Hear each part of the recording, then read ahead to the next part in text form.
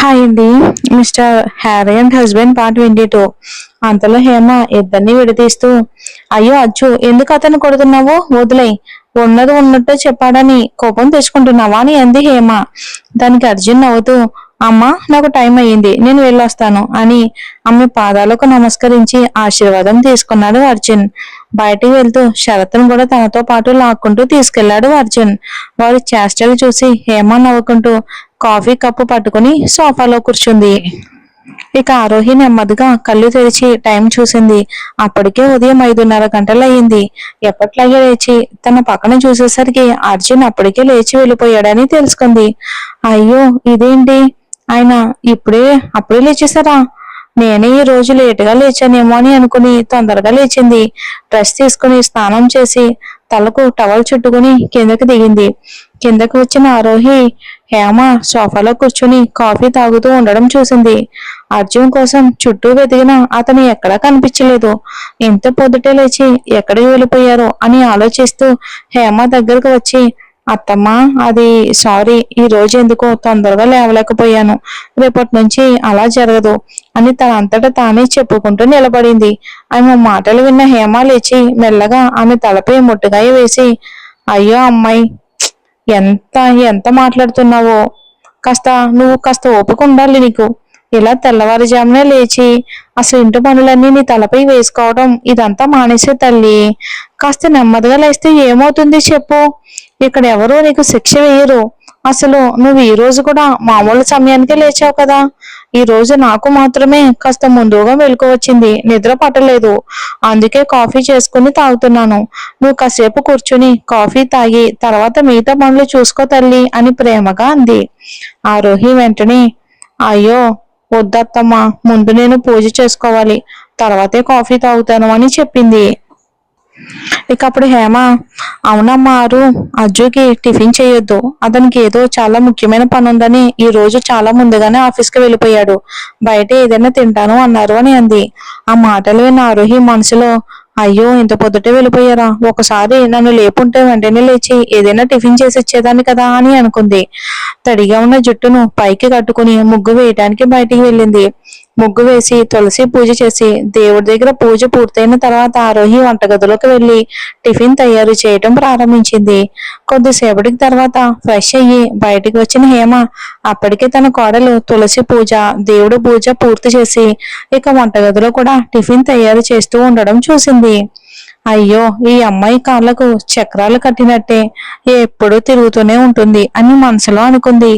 ఇంటి పనులన్నీ ఏమాత్రం విసుగు లేకుండా ఒంటరిగా ఎంతో ఆనందిస్తూ ఉన్న ఆరోహిని చూస్తూ, నా కొడుకు నిజంగానే తగిన జీవిత భాగస్వామి దొరికింది అనే గర్వం హేమ హృదయంలో మరింత పెరిగింది. కొడుకు నిజంగానే తగిన అమ్మాయి దొరికింది అని హేమ మనసు కూడా ఎంతో ఆనందంతో నిండిపోయింది. కానీ ఈ నిత్య మాత్రం ఒక్క పని కూడా చేయదు. కనీసం మారుకి వంటలో కొంచెమైనా సహాయం చేయకూడదా? ఈ పాపం ఈ అమ్మాయి ఎన్ని పనులున్నా సరే తనకు కష్టంగా ఉందని నోరు తెరిచి ఎవ్వరికి చెప్పదు. నిత్య ఏం మాట్లాడినా విననట్టే తన పని తను చేసుకుంటూ ఉంటుంది. దేవుడికి చేతులు జోడించి ఈ కళాన్ని బయటకు వచ్చింది. అప్పుడే నిద్రలేచి వచ్చిన నిత్య వంటగదిలోకి వచ్చి, ఓయ్, ఉదయాన్నే నాకు కాఫీ నా గదికి తీసుకొచ్చి ఇవ్వాలన్న విషయం నీకు తెలియదా? నీలాంటి పని మనిషిని ఈ ఇంట్లో కోడలుగా ఎలా తీర్చేసుకున్నారో ఏంటో. నీలాంటి వాళ్ళు ఇలాంటి ఇళ్లలో కోడలుగా ఉండడానికి కాదు, పని చేయటానికి మాత్రమే పనికొస్తారు. మంచి కుక్కని తీసుకొచ్చి మేడ మీద కూర్చోబెట్టినట్టుంది. ఏంటి, నేను ఇక్కడ నిలబడి కథలేమన్నా చెప్తున్నానే ఏంటి? వింటూ ఉన్నావు, ముందు వెళ్ళి కాఫీ ఇవ్వు అంటూ కోపంగా ఆరోహిని చూసింది నిత్య.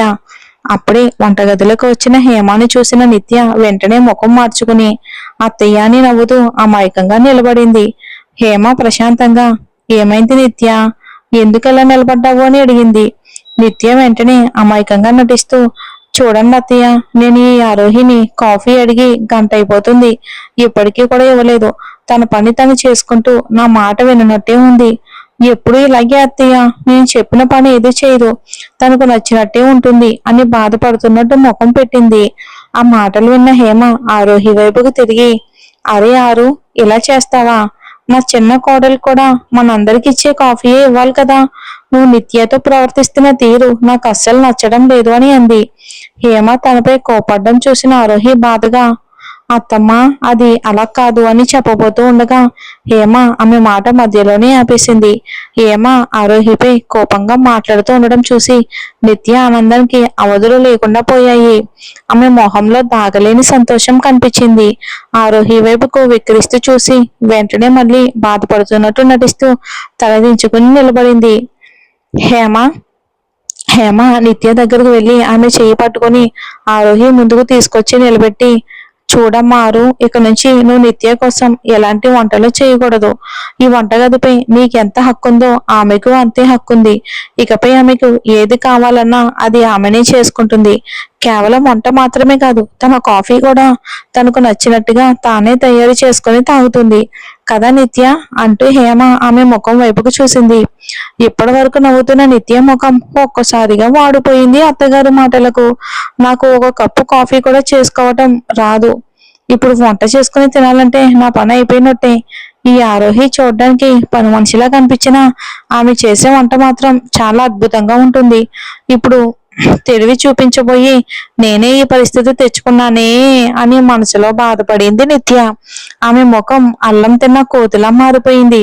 హేమ మళ్ళీ ఆరు వైపుకి చూసి, చూడారు, నేను చెప్పింది నీకు బాగా అర్థమైందని అనుకుంటున్నాను అని అంది. అప్పుడే హేమ ఇంతసేపు ఎందుకు అలా మాట్లాడిందో ఆరోహికి బాగా అర్థమైంది. ఆమె నవ్వుతూ సరే అత్తమ్మ అని తలూపి మళ్ళీ టిఫిన్ తయారు చేయటం మొదలు పెట్టింది.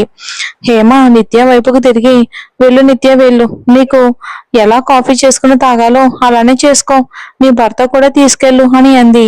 ఇంకా మౌనంగానే ఉంటే అన్ని పనులు తన మీదే పడతాయని నిత్యకు అర్థమైంది. పని చేయటం పక్కన పెడితే ఒక గ్లాస్ ను కూడా ఒక చోట నుండి ఇంకో చోటకి పెట్టడం రాదు. ఇప్పుడు నేను వంట చేసి తిని హాస్పిటల్లో చేరడం కంటే అవసరమైతే గాడిద కాళ్ళు పట్టుకోవటమే మేలు అని మనసులో అనుకుంది. వెంటనే ముఖం మార్చుకుని, అయ్యో అత్తయ్య, మీరు ఎందుకు ఇలా అంటున్నారు? ఏదో పాపం కొంచెం ఆలస్యంగా కాఫీ ఇస్తుంది అంతే. దానికోసం ఇంట్లో 2 సార్లు పొయ్యి వెలిగించడం మంచిది కాదని మా అమ్మ ఎప్పుడు చెప్పేది. పాపం ఈ ఇంటి పనులను ఒకతే చేస్తుంది కదా, అప్పుడప్పుడు ఇలా జరుగుతుంది. నాకు దీనివల్ల ఎలాంటి ఇబ్బంది లేదు. అంతేకాదు ఈమె నాకు అక్క లాంటిది. అక్క ఏదైనా మందలించినా అది నా మంచిగా కదా అని ఆమె చెప్పింది. ఇక అలా అంటూ ఆరోహి దగ్గరకు వచ్చి ఆమె చెయ్యి పట్టుకుని పళ్ళను బిగించి నవ్వు నటిస్తూ, కదక్క అని అడిగింది నిత్య. నిత్యలో వచ్చిన ఈ హఠాత్తు మార్పుకు ఆరోహికి ఒక క్షణం తల తిరిగినట్లయింది. మొదటిసారి నిత్య నోట అక్క అనే మాట వినగానే ఆమె ఆశ్చర్యపోయింది. ఇంతసేపటి వరకు ఆరోహిపై లేనిపోని ఆరోపణలు చేసిన నిత్య ఇప్పుడు మాత్రం తానే వంట చేసుకుని తినాల్సి వస్తుందేమోనన్న భయంతో ఇలా మాట్లాడుతూ ఉండడాన్ని చూసి హేమ ముఖంలో కూడా చిరునవ్వు విరిసింది. ఇప్పుడే ఇలా మాట్లాడుతున్న తీరు చూస్తూ ఉంటే ఇక ముందైనా ఆరోహికి వంట పనిలో కొంచెమైనా సహాయం చేస్తుందేమో అని హేమ మనసులోనే అనుకుంది. కానీ నిత్య తర్వాత చెప్పిన మాటలతో ఆమెకు ఆ ఆశ ఒక్కసారిగా చెదిరిపోయింది. ఎలాగైనా నిత్యతో వంట చేయిద్దాం, మరి చూద్దాం ఏం జరుగుతుందో.